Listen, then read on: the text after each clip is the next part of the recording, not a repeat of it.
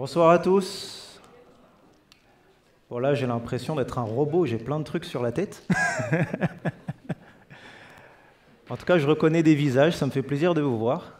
Donc je me présente, je m'appelle Loïc Lamarque, développeur full stack, expérimenté de 4 années. Et ça fait 4 ans que je travaille avec Kotlin. À la base j'ai commencé avec Java, comme beaucoup. Et ça fait 2 ans aujourd'hui que je travaille avec Kotlin multiplateforme. Voilà.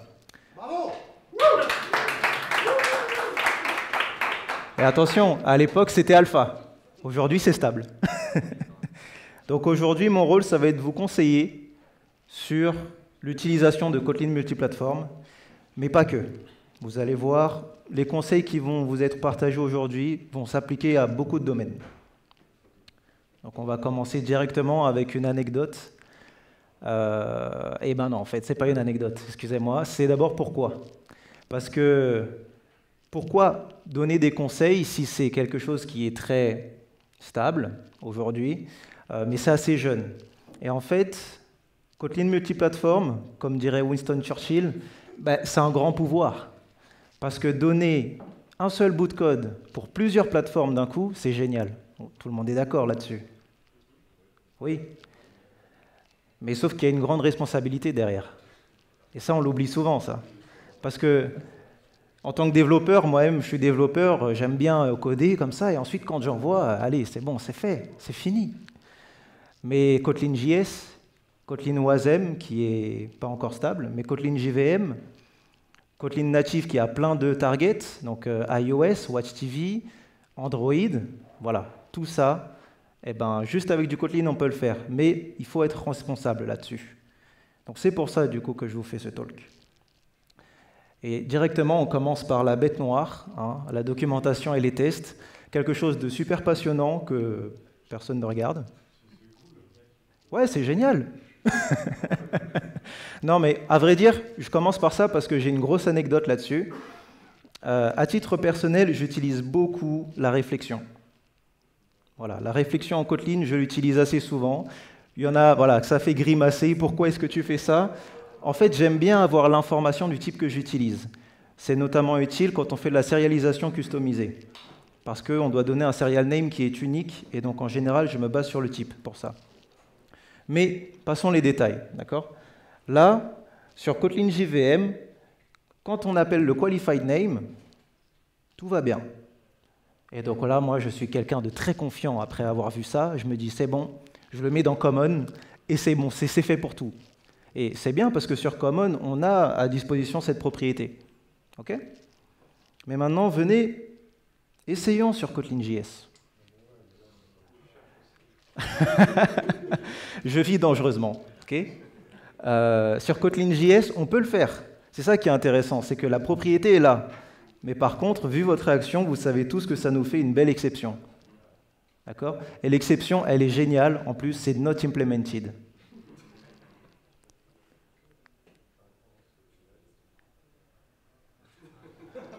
Ouais, c'était exactement moi quand j'ai découvert ça. Et justement, allons voir de plus près la documentation de la propriété qualified name.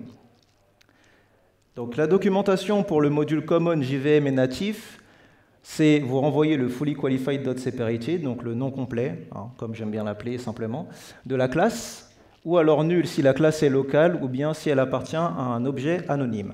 Voilà. Et bien vous allez remarquer que c'est exactement la même doc pour JS. Super. Sauf qu'il y a une dernière phrase, les amis. This property is currently not supported in Kotlin JS. Donc, littéralement, on vous dit, bon, on vous fournit la propriété sur Kotlin JS, mais ne l'utilisez pas, ça fait une erreur. Merci, JetBrains. Voilà. Donc, naturellement, mon premier conseil, ça va être de consulter la documentation avant de l'utiliser partout. Mais il y a plus que ça. Parce qu'il ne faut pas oublier que nous sommes des développeurs, et la plupart du temps, quand on écrit du code, on l'écrit dans 2 états. Soit on est stressé, donc on est dans l'urgence, ou sinon, on est inspiré. On est dans le flow. On sait ce qu'on veut faire, donc on l'écrit. Mais souvent, ça nous amène à des situations comme celle-ci, où on livre du code et on ne l'a pas testé, sur toutes les plateformes, je veux dire. Donc mon deuxième conseil, c'est justement d'automatiser les tests sur toutes les plateformes que vous ciblez. Et quand je dis plateforme, j'entends par là Kotlin.js. Si vous ciblez Wasm ou bien enfin plusieurs plateformes, testez automatiquement là-dessus. Ne le faites pas en local. En local, utilisez juste la JVM, ça va beaucoup plus vite. Mais intégrez-le dans votre système d'intégration, que ce soit GitHub Action ou Jenkins, ou d'autres outils encore, mais faites-le. Et dès le départ, s'il vous plaît. Voilà. Là, j'appuie. Je l'ai dit, maintenant vous êtes des grands. Bien sûr, quelques tasks Gradle qui vous sont mises à disposition pour chaque plateforme. Donc pour Kotlin JVM, on a le JVM test pour tester. Mais voilà, ça c'est juste un exemple des tâches que vous pouvez exécuter. Et vous avez aussi le petit type de la journée, hein, c'est afficher les vérifications uniquement quand vous voyez toutes les tâches. Comme ça, vous savez quoi exécuter. Bon, maintenant on arrive sur une partie un peu plus touchy. On va parler de fonctions pures et impures. Alors Kotlin, il est orienté objet, mais aussi il supporte la programmation fonctionnelle. D'accord ? Et j'étais obligé de vous en parler parce que c'est une façon de coder et de réfléchir qui est complètement différente de ce qu'on a l'habitude de faire. Donc pour rappel, une fonction pure, c'est une fonction qui est déterministe. C'est un terme mathématique, mais ça veut juste dire que pour la même entrée, on a le même résultat. Voilà. Et donc là, on a un exemple. Au lieu de faire add, j'ai fait une nouvelle fonction qui s'appelle register. C'est l'équivalent. Hein. Mais celle-ci est pure, parce qu'elle ne modifie pas non plus l'extérieur de son contexte. Et c'est ces deux composantes-là qui font une fonction pure, et tout ce qui ne respecte pas ça est impur. En voici un exemple.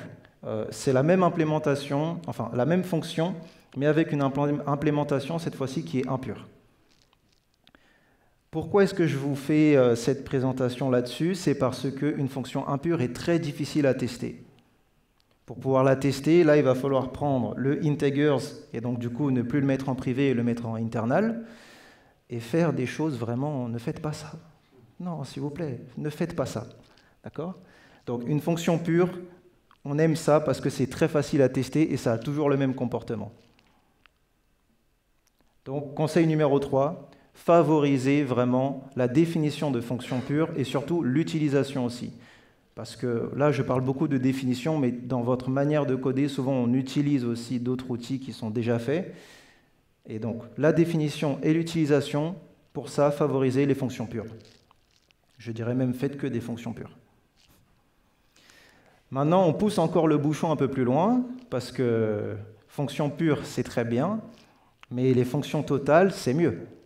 Mais pour ça, il faut que je vous présente bien sûr le concept de fonction totale et fonction partielle. Et c'est là que ça se complique un petit peu. En fait, pas vraiment. Hein. Une fonction partielle, c'est une fonction pure. Une fonction totale aussi. La différence des deux, c'est qu'une fonction totale va toujours vous retourner une valeur. Alors qu'une fonction partielle, elle ne va pas toujours retourner une valeur. Là, je vous ai pris un exemple de la fonction toInt qui est fournie par Kotlin. toInt, elle est partielle. D'ailleurs, au fond, est-ce que ça va? Vous voyez bien l'écran? Ouais. Ok, super. Ah, super. Donc oui, je disais, la fonction toInt, elle est pure parce qu'elle a toujours le même comportement quand on lui donne toujours la même chaîne. D'accord? Si on lui donne toujours la chaîne vide, c'est toujours une exception. Okay? Mais elle ne renvoie pas de valeur quand elle fait une exception. C'est ça la différence. Alors que toInt or nul, même s'il y a une erreur, elle envoie nul. Là, ce qu'il faut comprendre, c'est qu'une fonction pure, quand on la définit, ça implique pas forcément qu'elle soit totale. Parce que ce que je vous ai montré juste avant, c'est que la fonction toInt, elle était pure, mais elle n'est pas totale, parce qu'elle ne renvoie pas toujours une valeur. A contrario, si vous définissez une fonction qui, par définition, est totale, elle est pure. Donc vous n'avez plus besoin de vous poser la question de sa pureté. Oui, c'est justement ce que j'indique ici, que la fonction est pure, mais pas totale. Donc conseil numéro 4, favoriser justement la définition et l'utilisation de fonctions totales. Alors, ce conseil numéro 4 et le conseil numéro 3, ils sont surtout pour la partie partagée de votre code si vous utilisez Kotlin multiplateforme. Parce que un bout de code partagé qui ne fonctionne pas, c'est problématique pour toutes les plateformes que vous ciblez. Mais bien sûr, il y a une question, c'est que souvent, on a des fonctions partielles dans notre code. Même dans les librairies qu'on fournit, ce sont souvent des fonctions partielles. Comment fait-on pour passer d'une fonction partielle à une fonction totale? Et donc, pour pouvoir vous présenter ça, il faut que je vous parle de... Oui, alors ça, bien sûr, c'est compliqué, hein, du coup. Mais pas vraiment, en fait. Il y a deux options à ça. Il n'y en a pas 5, il y en a 2. C'est soit on modifie le type de retour, ou alors on modifie le type d'entrée. Et c'est un choix de design qui, pour le coup, peut être compliqué, mais pas vraiment. Je vais vous aiguiller là-dessus. En tout cas, pour pouvoir le faire, il faut qu'on parle de type explicite. Parce que dans tous les cas, on est obligé de réduire le scope soit d'entrée ou de sortie. Et comment est-ce qu'on le fait avec un langage qui est compilé, avec un type? On repart sur notre exemple de base, et l'objectif, du coup, ça va être de transformer cette fonction partielle en fonction totale.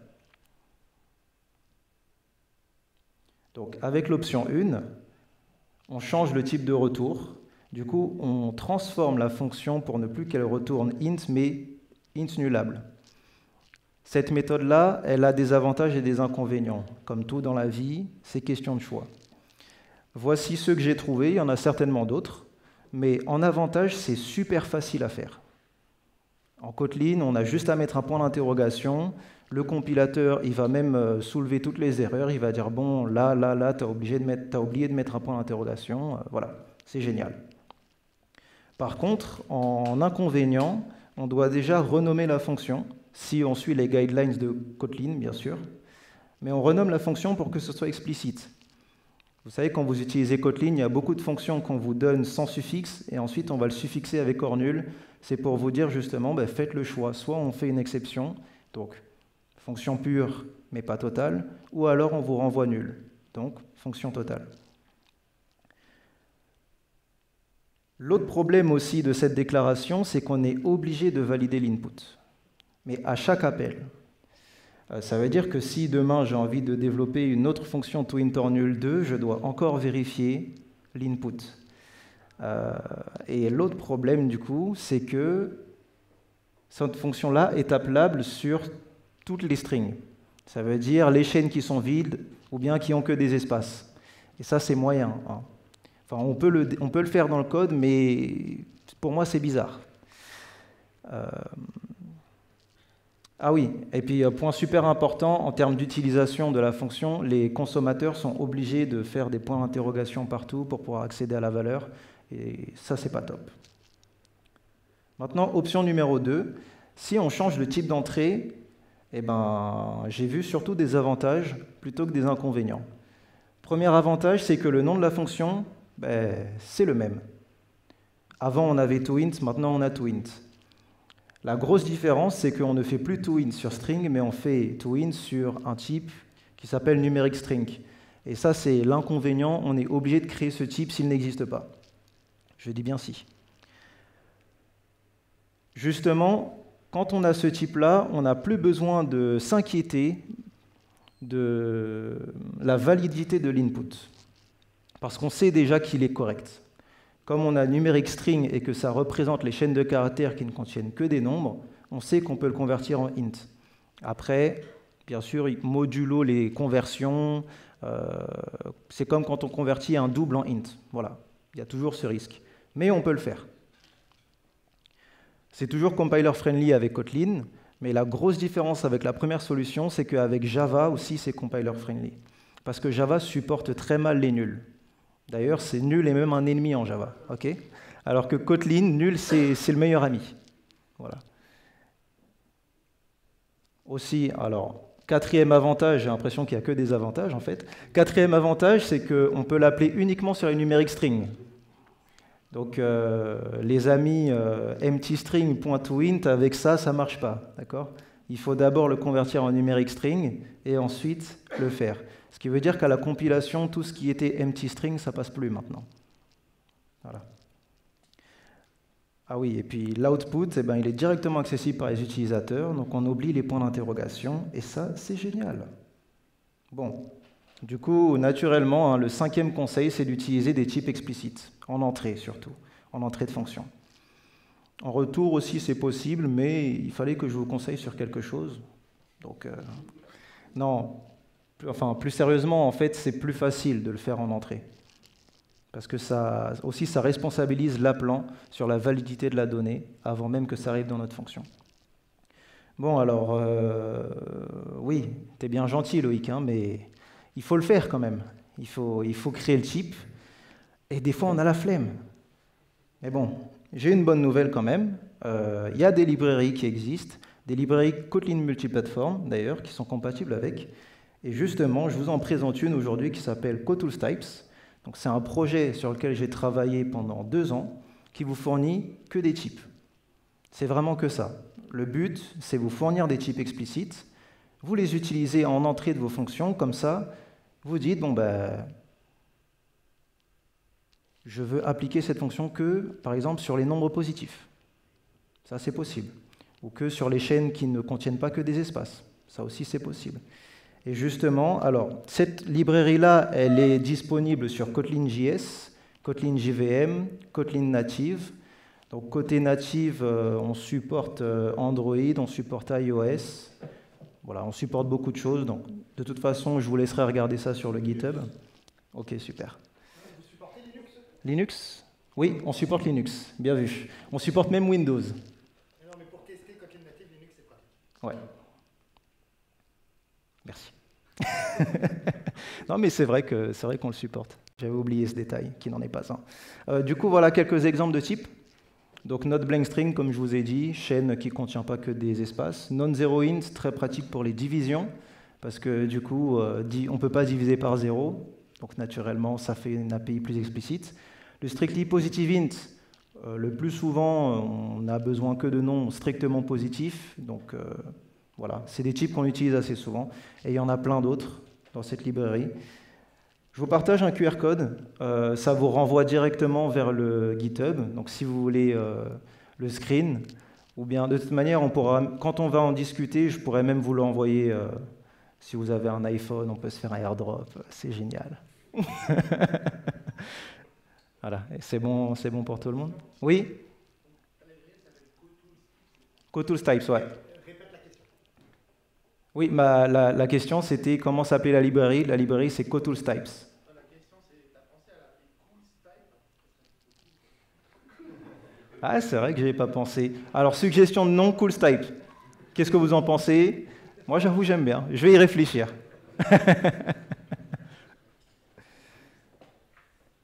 Pas d'autres questions? Tout va bien? Ok, super. On se fait un petit récapitulatif, du coup. Combien de temps? Je suis dans les temps, c'est génial. Très bien. On se fait un petit récap. Donc, premier conseil, consultez la documentation. Comme ça, vous évitez de produire mes erreurs. Voilà. Deuxième conseil, automatiser les tests sur toutes les plateformes. Ça, pour le coup, ça aurait même pu être le premier conseil. Hein. Dès que vous créez un projet, automatisez les tests directement. Troisième conseil, on favorise plutôt les fonctions pures aux fonctions impures. Le quatrième, c'est on fait pareil pour les fonctions totales en fonctions partielles. Et le cinquième, c'est utiliser des types explicites en entrée de fonction. Voilà. Donc merci pour votre attention. Je remercie aussi les organisateurs de l'événement de m'avoir donné cette opportunité-là de vous partager des conseils. Et puis, je pense que si on a le temps, on peut passer aux questions.